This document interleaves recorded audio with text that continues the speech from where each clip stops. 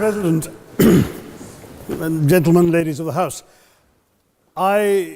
standing here with 8 minutes in my hands and at this venerable and rather magnificent institution, I was going to assure you that I belong to the Henry VIII School of Public Speaking, that as Henry VIII said to his wives, I shall not keep you long.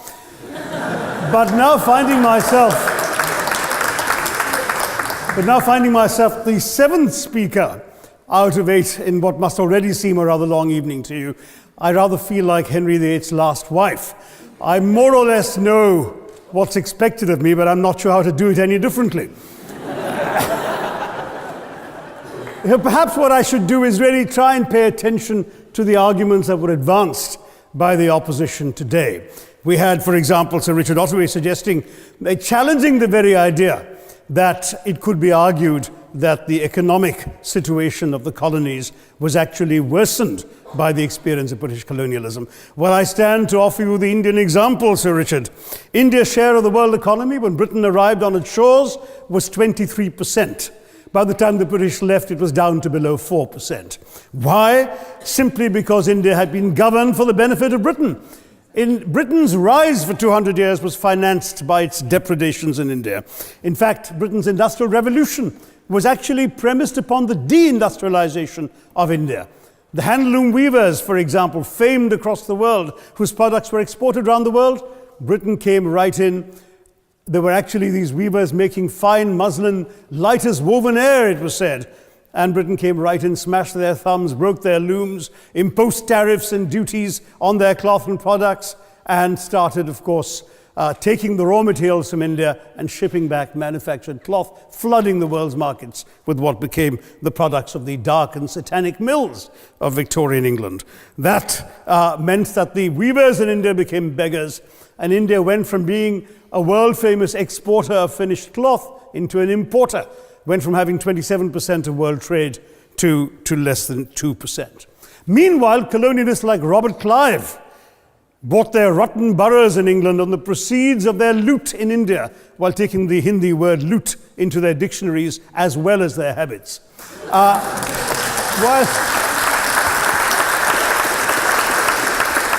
And the British had the gall to call him Clive of India, as if he belonged to the country, when all he really did was to ensure that much of the country belonged to him. By the end of the 19th century, the fact is that India was already Britain's biggest cash cow, the world's biggest purchaser of British goods and exports, and the source of highly paid employment for British civil servants. We literally paid for our own oppression. And as has been pointed out, the wealthy Victorian British families that made their money out of the slave economy, 1/5 of the elites of the wealthy class in Britain in the 19th century owed their money to transporting 3 million Africans across the waters. And in fact, in 1833, when slavery was abolished, what happened was that a compensation of £20 million was paid, not as reparations to those who had lost their lives or who had suffered or been oppressed by slavery, but to those who had lost their property. I was struck by the fact that your Wi-Fi password at this union commemorates the name of Mr. Gladstone, the great liberal hero. Well, I'm sorry, his family was one of those who benefited from this compensation. Staying with India, between 15 and 29 million Indians died of starvation in British-induced famines. The most famous example, of course, was the Great Bengal Famine during the Second World War, when 4 million people died because Winston Churchill deliberately, as a matter of written minuted policy, proceeded to divert essential supplies from civilians in Bengal to sturdy Tommies and Europeans as reserve stockpiles. He said that the starvation of anyway underfed Bengalis mattered much less than that of sturdy Greeks. This is Churchill's actual quote. And when conscience-stricken British officials wrote to him, pointing out that people were dying because of this decision, he peevishly wrote in the margins of the file, "Why hasn't Gandhi died yet?" So all notions that the British were trying to do their colonial enterprise out of enlightened despotism, to try and bring the benefits of colonialism and civilization to the benighted heathen. I'm sorry, Churchill's conduct in 43, simply one example of many that gave a lie to this myth. As others have said on the proposition, violence and racism were the reality of the colonial experience. And no wonder that the sun never set on the British Empire, because even God couldn't trust the English in the dark. Let me take World War I as a very concrete example, since the first speaker, Mr. Lee, suggested these things couldn't be quantified. Well, let me quantify World War I for you. Again, I'm sorry, from an Indian perspective, others have spoken of other countries. 1/6 of all the British forces that fought in the war were Indian. 54,000 Indians actually lost their lives in that war. 65,000 were wounded. Another 4,000 remained missing or in prison. Indian taxpayers had to cough up £100 million in that time's money. India supplied 70 million rounds of ammunition, 600,000 rifles and machine guns, 42 million garments were stitched and sent out of India, and 1.3 million Indian personnel served in this war. I know all this because, of course, the commemoration of the centenary has just taken place. But not just that, India had to supply 173,000 animals, 370 million tons of supplies, and in the end, the total value of everything that was taken out of India, India, by the way, suffering from recession at that time and poverty and hunger, was, in today's money, £8 billion. You want quantification? It's available. Second World War, it was even worse, 2.5 million Indians in uniform. I won't belabor the point, but of Britain's total war debt of £3 billion, in 1945 money, 1.25 billion was owed to India and never actually paid. Somebody mentioned Scotland. Well, the fact is that colonialism actually cemented your union with Scotland. You know, the Scots had actually tried to send colonies out before 1707. They'd all failed, I'm sorry to say. But then, of course, came union, and India was available, and there you had a disproportionate employment of Scots. I'm sorry, Mr. Mackenzie has to speak after me. Engaged in this colonial enterprise as soldiers, as merchants, as agents, as employees, and the earnings from India is what brought prosperity to Scotland, even pulled Scotland out of poverty. Now that India is no longer there, no wonder the bonds are loosening. Now, we've heard other arguments on this side. There's been a mention of the railways. Well, let me tell you, first of all, as my colleague, the Jamaican High Commissioner, has pointed out, railways and roads were really built to serve British interests and not those of the local people. But I might add that many countries have built railways and roads without having had to be colonized in order to do so.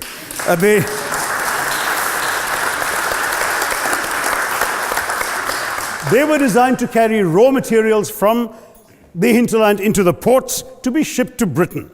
And the fact is that the Indian or Jamaican or other colonial public, their needs were incidental. Transportation, there was no attempt made to match supply to demand for mass transport, none whatsoever.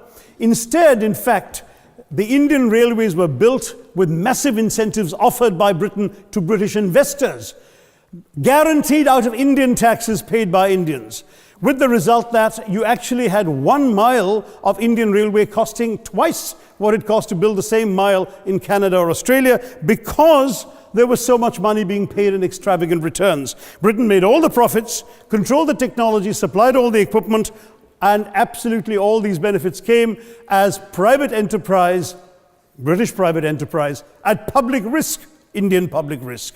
That was the railways as an accomplishment. We're hearing about aid. I think it was again Sir Richard Ottaway who mentioned British aid to India. Well, let me just point out that British aid to India is about 0.4% of India's GDP. The government of India actually spends more on fertilizer subsidies, which might be an appropriate metaphor for that argument. If I may point out as well,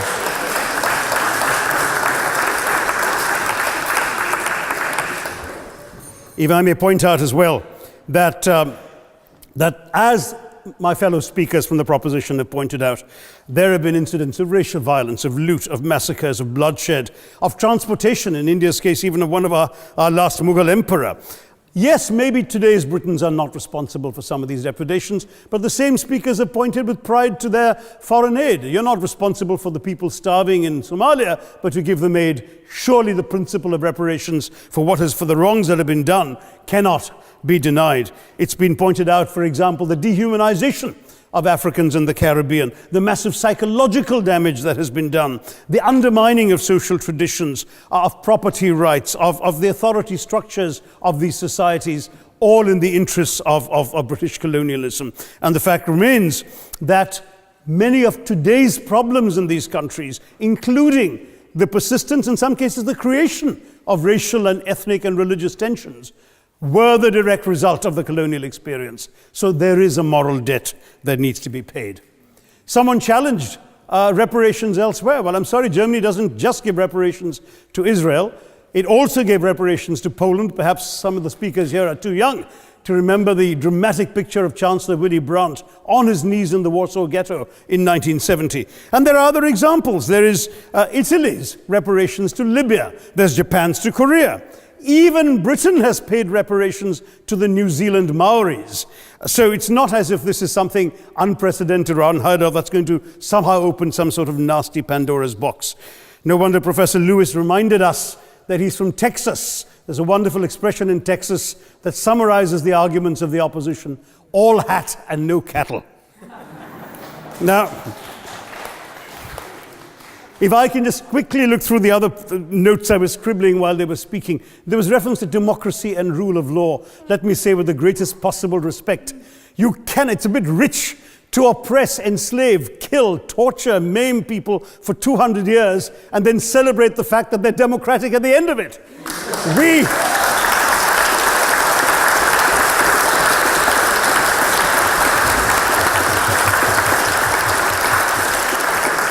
We were denied democracy, sir. We had to snatch it, seize it from you.